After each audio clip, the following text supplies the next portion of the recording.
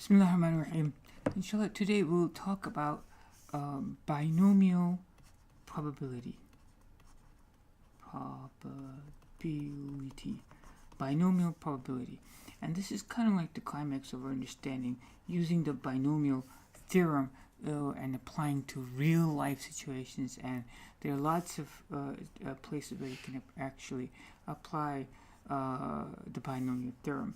If you recall, the binomial theorem is about expansion of binomials like this, and you could expand that with the series such as from r equals 0 to n of combination of n choose r to a to the n minus r and b to the r. Okay, that's the binomial theorem itself.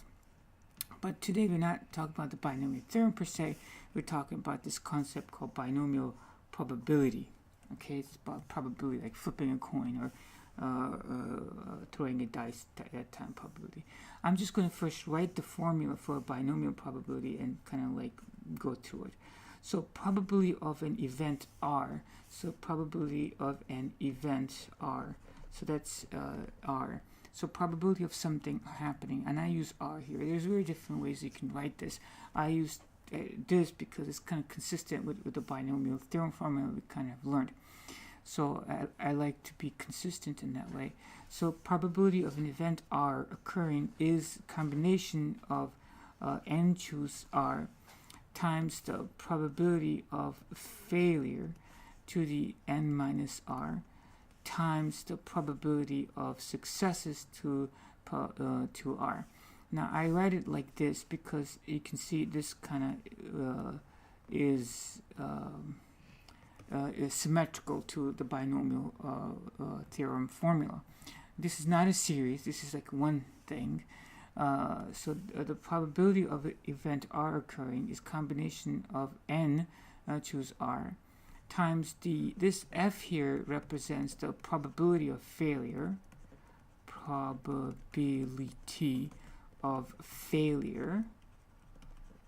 okay, and the s here representing probability of success. Now, mathematical success and failure is very different from real life success and failure. So when we say success in probability, it means it's the desired event. Probability of success or probability of the desired outcome. Okay, so what's the probability that the car will crash? Okay, so car crashing is actually would be a success event in probability, although obviously nobody would, in the right mind would say that that's a success. So, but in mathematics, in probability, success of is considered the desired outcome, the probability of whatever you're seeking. So, and probability of failure is the probability of the not desired outcome, so to speak. So in this formula, R represents probability of whatever you're seeking. Okay, N here represents the number of trials. Okay, and F is the probability of failure, n minus R, and S is the probability of success. Now, if you've never seen this before, you're probably saying, what? Right? So it's kind of like, what is it? What's going on here? But it will make sense a little bit when you do an example. Now, I like to write it like this. Different books write it in different ways, but anyways, I like to do it. And I like to write F before S because, you know, a lot of failures typically come before eventual success. You can remember it that way. A lot of failures typically come before eventual success of failure. So don't get these two mixed up because the exponents are not the same. So you understand this better if we just go ahead and do an example, I think, inshallah. Okay, watch this one, okay? Let's say we have, this is an example. Let's say we have some superstar basketball player and they shoot free throws, okay?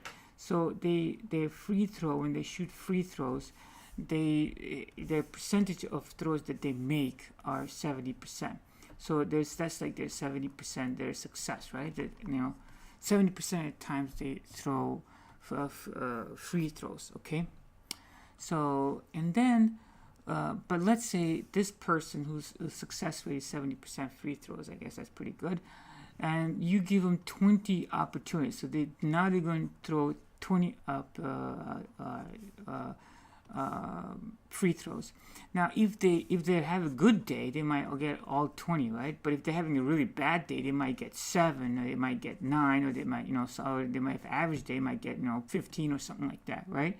So if they're 70% doesn't mean that's always they're going to do that 70%, right? 70% is like that's like their average, so to speak. But let's say if they get the 20 chances of throwing free throws, we want to know, okay, what's the probability? So what's the probability? What's the probability that they will get 17 out of 20 free throws?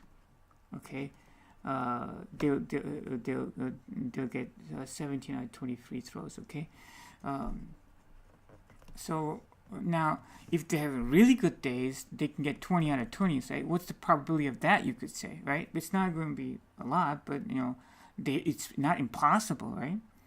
So now you'll also say if somebody was really good at free throws, their chances of getting 20 out of 20 are different than somebody's percentage is 70%. Correct? You follow? So now the way I like to think about these type of problems is that it's like kind of like a probability inside of a probability. So it's like double probability problem. Okay, there are two different things. First, we have this basketball player's ability to throw, and he's a 70% success rate in that, right? And then we're giving him 20 free throws, and we want to know what's the probability of him getting 17 out of those 20 free throws. Okay, so it's a little more than just a simple probability problem. So this problem, you set it up like this. So we write our binomial probability formula. Now the binomial probability formula is probability of an event R is going to be C n choose R times the failures to n minus R times the successes to R, right? So that's our binomial probability. Now why is this called binomial probability? Okay. Now, the reason is you can only use this formula if the event is like a binary event. It's success or failure. Okay, it's like when you shoot a basketball, either you make it or you don't make it. There's no third option, right? You follow what I'm saying?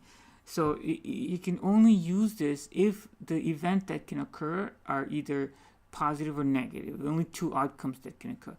If there are more than two outcomes that can occur, you cannot use a binomial probability. So you can only use this formula if the outcome of a particular event is binomial. In other words, there are only two possible outcomes. The only two possible outcomes for every free throw is you either make it or you don't make it, right? So that's why it's called binomial probability. So now, in this case, the number of free throws, this is the number of trials, right? So number of trials is 20. So our number of trials, that's n is going to be 20, okay? That's how many chances to get. Now we want to know what's the probability of getting 17, right? What's the probability of getting 17? So R is going to be 17, okay? And the probability of failure, okay, well, let's see.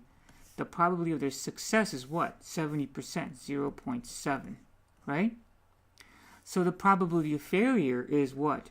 Well, 1 minus 0.7. Probability of failure is 30% with 0.3, right? Because failures plus success probably must equal to 1 because there are only two possible outcomes, right? So probability of success is 0.7, we're told that, and probability of failure is this, right? So now, see, we can just plug everything in, see? So probability of getting 17 out of 20 is combination of 20 to 17, okay?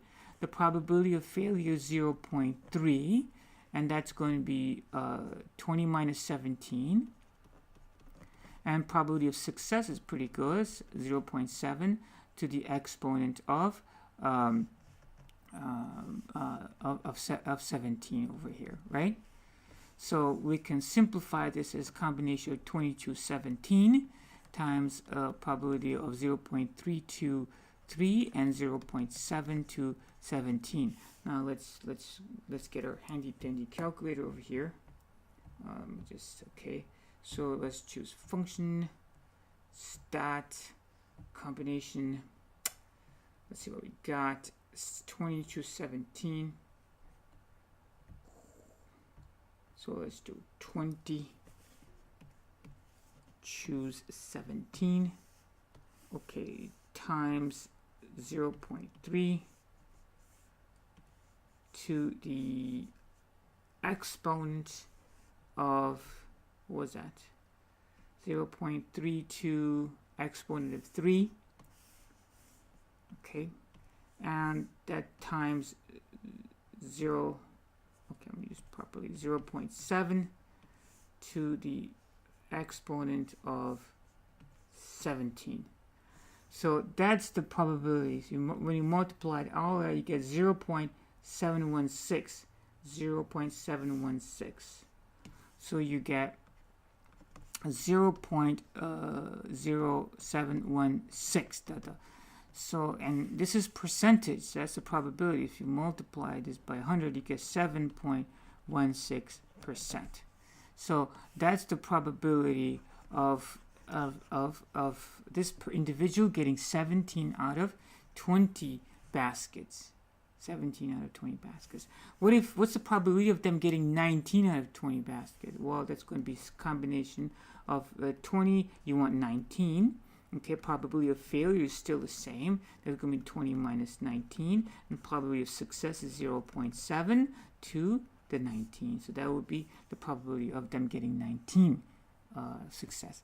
So this is an example of binomial probability. Binomial probability. It's like probability inside of a probability. Okay? Okay. Now, I like to give another example.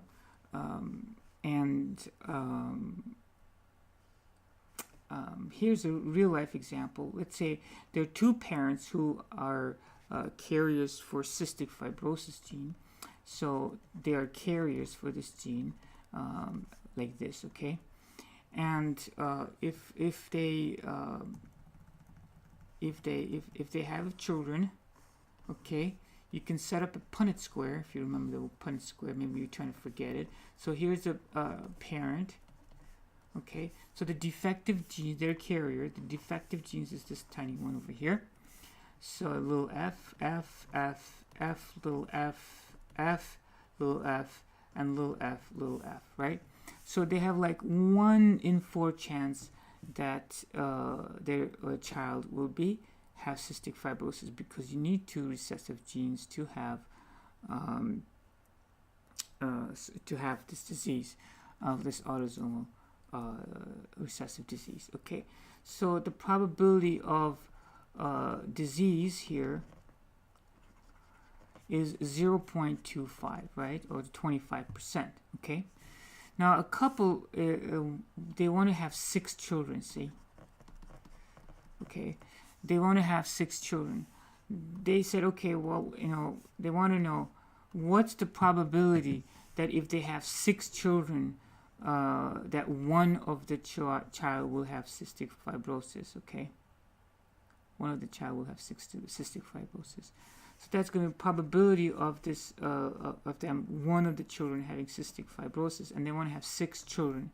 The number of event is 6, and one of those children having. Now, in this case, let me just write down probability of failure to n minus r, probability of success to r. Let me just write it like this. Let me write the probability r equal combination of n choose r, failure to n minus r. This formula you have to write several times until it's natural to you. You got to memorize. You can't go very far until you memorize these basic formulas. You know what I'm saying? Okay, so combination of 6 choose 1. Now, probability of failure. Now, probability of, unfortunately, in this case, success is having the disease, okay, 0.25. And failure is 0.75, not having the disease is that. So, probability of failure is not having the disease. So, this is 6 minus 1, which is 5, and this is 1. Okay, so the probability of one child having the disease can be determined by that formula. Okay, so let's do this one. Combination of oopsie daisy.